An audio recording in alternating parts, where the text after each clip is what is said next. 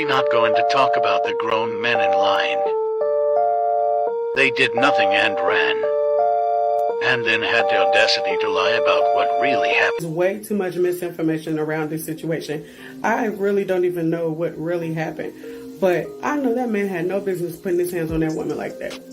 Like, if you're warning the woman that you're going to hit her, then you're already aware that you're angry. So why didn't he just leave?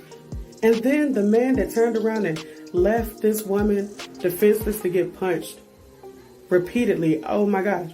I'm not shocked at the outcome. I'm not shocked. And it's unfortunate that it had to be a 14-year-old boy, her son. But Jesus. Please don't speak on shit like this, but I knew it was gonna happen. I knew it was gonna happen, and it was so many people, I kind of feel like praying on people's, the mother and the son downfall, but I knew it was gonna happen. That's why I just stay quiet. I don't really say too much. I just watch. But as they should. And it was so many people oh, they need to go to jail for life. Why? But you see it. The charges have been thrown.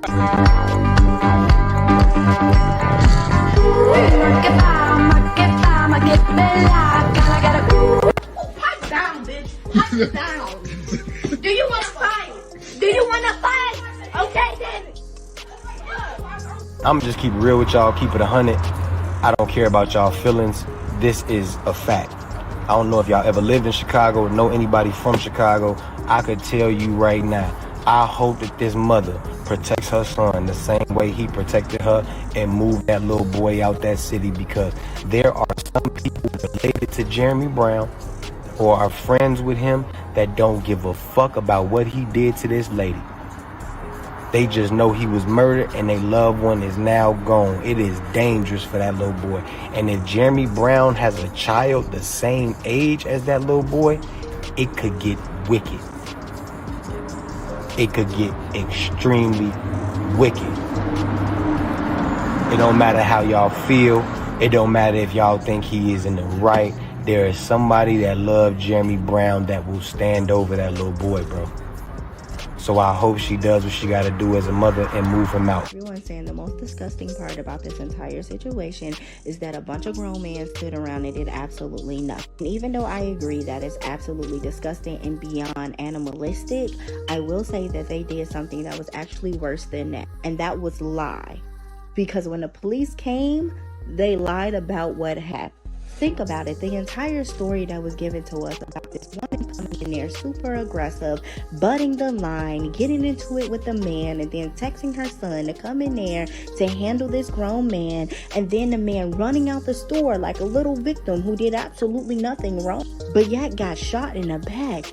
That initial story was given to us based on eyewitness testimony. And if it wasn't for that video that came out, that woman and her son would still be sitting in Cook County right now. Because even the prosecution said that video was different than what was told to the police on that night. So that means that all of those men who sat there and did nothing turned around and told the cops a totally different story. So not only are you weak, you're a bitch. And I honestly think Cook County should charge every single person in that restaurant whose story did not match that video. For that person who said she texted her son, needs to go to jail. For that person who said she was the aggressor, needs to go to jail. And ladies, I made a video about this when a girl I grew up with got pew-pewed in the head by a man who defended Tory Lanez. I want you to be very careful with the men that you sleep with and the men that you around and what side they are ending in this situation. If they think that Jeremy Brown or whatever that little demon name was, if they think that he should still be alive, that's because they plan on punching you like he punched that. Said it once and I'm going to say it again. Allow these viral topics to dictate what type of people you allow around you. Because as much as y'all want to pretend that social media is not real, what people think is acceptable in social media, they think is acceptable in real life. Thank you for bringing this up, because that was also going to be in my point, but I forgot to mention it. The amount of men that are really trying to blame this woman. She should have been quiet and she should have just grabbed her food and left, although she was in line waiting to grab her food. but not one commentary on how this man is just irrationally angry for no reason. How this man is yelling all up in his face for no reason. Nothing important. No commentary on the men in the room who are allowing this man to verbally and then physically assault this woman. And once again, this is why I made the point I made last week about these men being bitches, and this is why I made the point I made today. Y'all are not, the masculinity is not being attacked. Y'all just some bitches, and these women are tired of your bitch assery, honey. Because at base level, y'all are not doing what y'all claim y'all supposed to be doing, which is protect the women in our community. Because I guarantee you, had that lady been with her good gay Judy or her good trans girlfriend, squirrel friend, none of this would have went down. None of this would have went down. Son wouldn't even had to come up out of his adolescence and pop a nigga in the back. He wouldn't have had to do it. But the men in that restaurant, the black men in that line, the men who were working behind, nobody came to that lady's defense. Even if she would have been quiet, he still would have probably put his hands on her because he just looks like he was itching to do that in the first place. And that's why a lot of these men out here will forever be alpha bitches and not alpha men. There's nothing alpha about that. But you know who had the alpha male energy? That 14-year-old boy who was protecting his mama. I was going to post about this case yesterday, and there's already another decision, which I think is the right one. So Carlishia Hood, I hope I'm pronouncing that right, in Chicago. I saw a video on No Jumper yesterday, and basically she was in a store. She pulled up to a store with her son in the car, her 14-year-old son in the car. She's inside the store picking up food, and there's video of a man like screaming at her, yelling at her, and then he starts to say like, I don't know what words he used. I'm going to hit you, I'm going to punch you, that kind of thing. And then you see him kind of go, and we don't see the rest of the video, but we know apparently from witness reports or other statements that the guy ends up like attacking her. And I believe before he really attacked her, she had texted her son what was happening, and the son came and had a gun. And so he's 14 years old. They're both black mom, black son, and he ends up shooting the guy in the back. And then when the guy takes off and runs out of the store, and he follows him and shoots him again. So they initially charged both of them with, I believe, second-degree murder. And my first thought was like, wait a second. Like, this guy is clearly attacking the mom. That's defense of others. Like, that's criminal procedure 101. So you have a right. So it varies state by state. So I don't know the laws specifically of Illinois, but generally you have a right to defend yourself, and you have a right to defend others in certain circumstances. So generally you can't elevate the level of force. So like if somebody punches me in the face, I don't get to like stab him in the chest and be like, well, he punched me. Now you can present that to a jury, but in terms of charging, like the DAs is still going to charge you. And so from this perspective, the only issue I had was, well, maybe it's because when he ran out, I guess the mom was like, get him. And he shot him a couple more times after the guy ran out. So normally you have a duty to retreat. So you can't, like, once the danger has subsided, your legal responsibilities differ.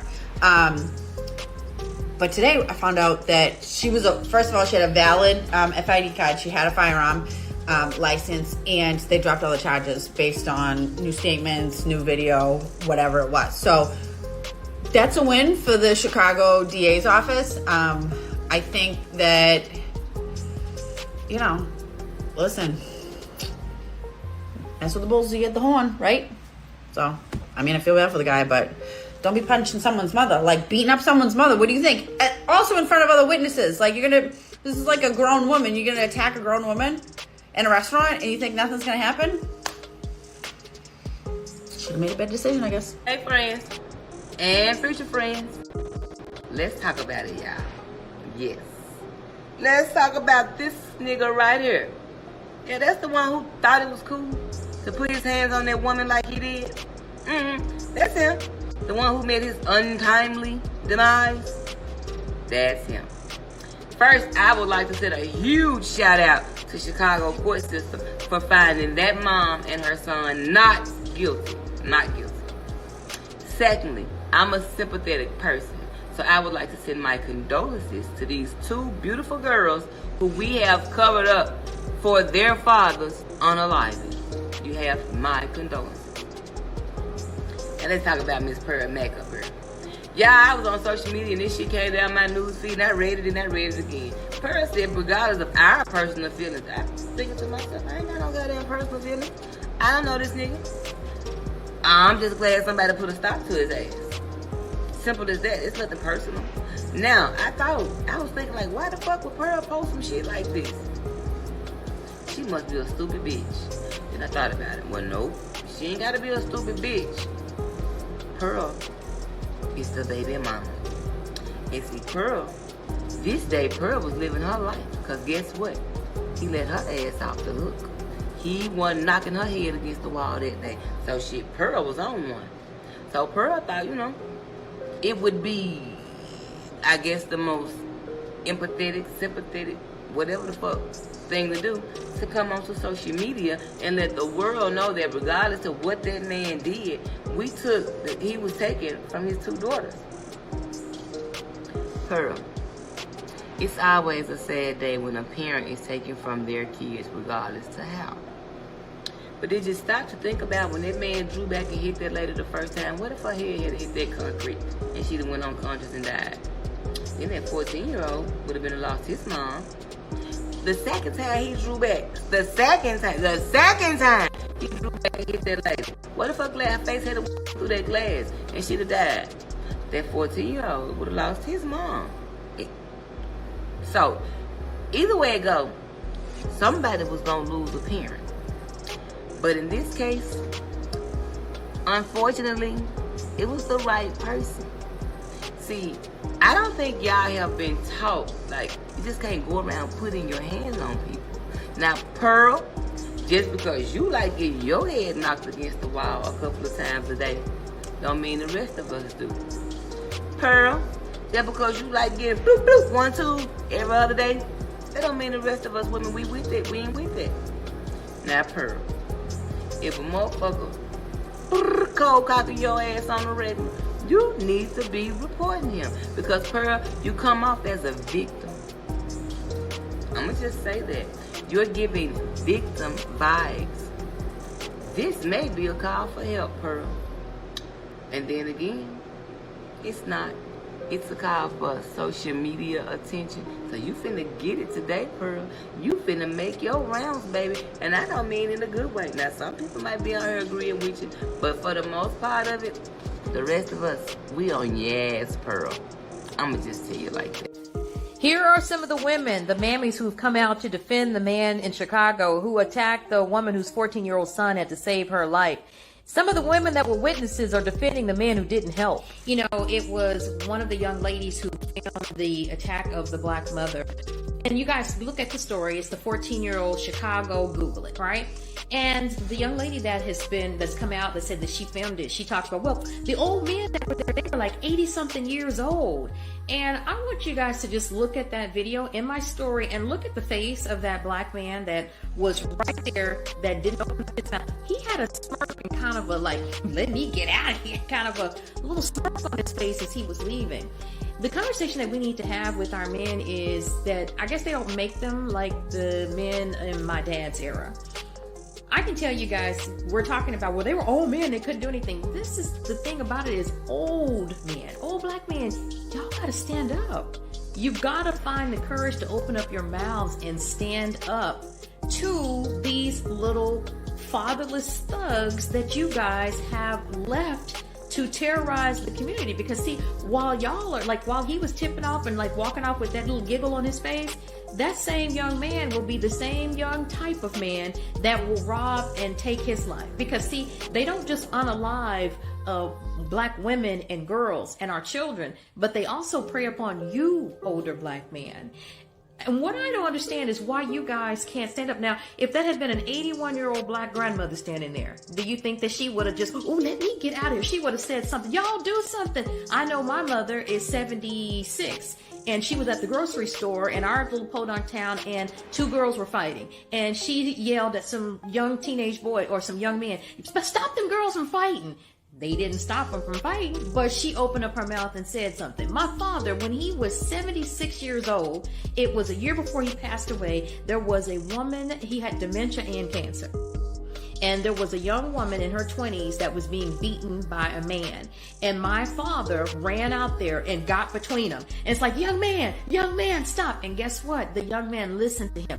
If them one of them older black men, if older black men, if y'all would stop being cowards and speak up and stand up and say something to them, they will listen to you. At least give it a try. I would have, as a man, I would think that rather than to be punked like that or to stand there, let me just put it in these terms. As a woman, if I see a man beating a 5-year-old girl, a little 5-year-old black girl, I'm not just going to turn, because I can't whoop that man, most likely. I'm not going to, let me get out of here while he's beating a child. So that's the equivalent here. Whenever you are a man sitting around like a bitch, watching a woman being beaten. That's the equivalent. I'm a black woman and I see a man that age beating a little black girl, just stomping her out.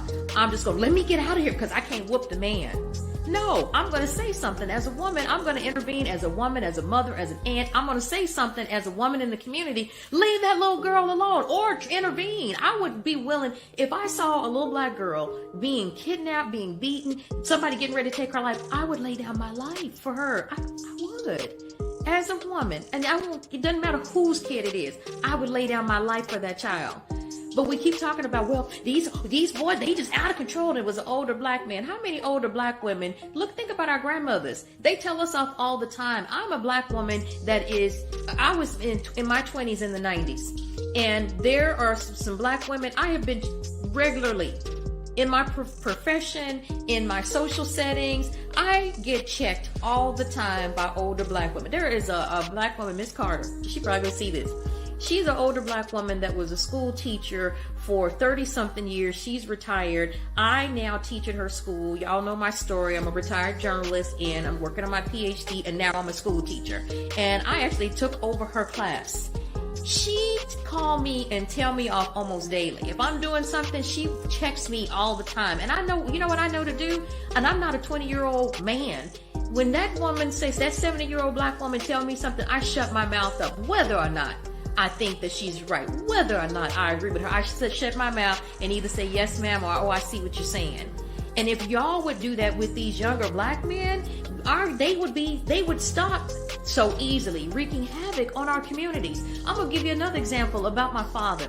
One time we were in our house in Podunk, Texas, and some young men across the street. So my family was the first black family to move into the community, and then it was another good family. They were the Isaacs. They lived across the street from us. Very honorable people, hardworking people. The grandfather worked at the oil mill, and he passed away, and the grandmother passed away, and the grandkids, great-grandkids actually, took over the house. My dad was sitting out on the porch and they pulled out some guns. Somebody was driving by and it was a freaking drive-by shooting. And one of the bullets, while my dad is sitting on the porch in I'm going to say he must have been in his, probably was 70. He may have been 70. He's sitting on the porch and one of the bullets hit the brick in the house, right in the chair next to him. You know what my daddy did? This is the biggest gangbanger in our Podunk town. So he was tough, right? He ended up getting shot in the head and killed, right? But in a drug thing that went bad. So my dad went across the street, grabbed this young man by his shirt, big old dude, drug him over to our house and said, you see that bullet right there? You see that bullet in my house? I was sitting there, you could have shot me. And then him and Mr. Al, who was an older black man who was in his 80s, he was actually 81, who lived next door to us, Mr. Al came over there and they just started telling him off. You need to tell somebody, if somebody's coming around here shooting or something, you need to let us know. And the way that they kind of framed it was like, okay, let us know so we can help you. That's kind of the way that they framed it. But guess what? They didn't shoot my dad in the head and we didn't have no more drive-by shootings. Let me tell you, Mr. Al and my dad held down, as older black men, they held down that community that they lived in. There was a few years ago where a baby was kidnapped in our city. My dad and Mr. Al found that baby and got the baby returned. And Mr. Al, he passed away because let me tell you what happened. The great-great-grandkids ended up moving into the houses and they kept parking in his yard. No, I'm sorry. They kept letting their dog shit in his yard. And so Mr. Al pulled out his gun and shot it up in the air and said, I told y'all, don't have this dog shitting in my yard no more. And you know what they did? They called the police on him. He ended up getting put into a nursing home, and he ended up dying in that nursing home. But those black men held down the community. And if you guys as black men would have courage to stand up to these young men, because it's on your watch. Y'all collectively as a group are the ones who abandoned them. You keep talking about these single mama homes. These are fatherless homes. Your brothers, you left them. You left them behind. Think about Black Panther. Whenever they left, was a Killmonger behind. Y'all left them kids behind, and then now they're wreaking havoc on the community. And y'all gonna walk out the door while one of y'all's grandsons is punching a woman in the head with a full fist. Like, even if you didn't look at her and just think, well, I'm gonna protect this woman. Did you see the little 14-year-old boy that's standing there, and his mama tell him, go get in the car, son, go get in the car. And then all of you MFs that got out there and lied, probably the ex-wives, because y'all didn't have the courage to stand up and say anything. You wanted to put the story out there that she was just some loud, crazy black woman that got out there, and that is the reason why that y'all didn't help her. No, she tried to protect her son and simply asked a man to get out of her personal space, and then y'all let him have to have his life taken and the little boy to be traumatized because y'all walking out the door, ooh, let me get up out of here. No, y'all need to be men. If you are men, you need to stand up. An old man is still supposed to be a man.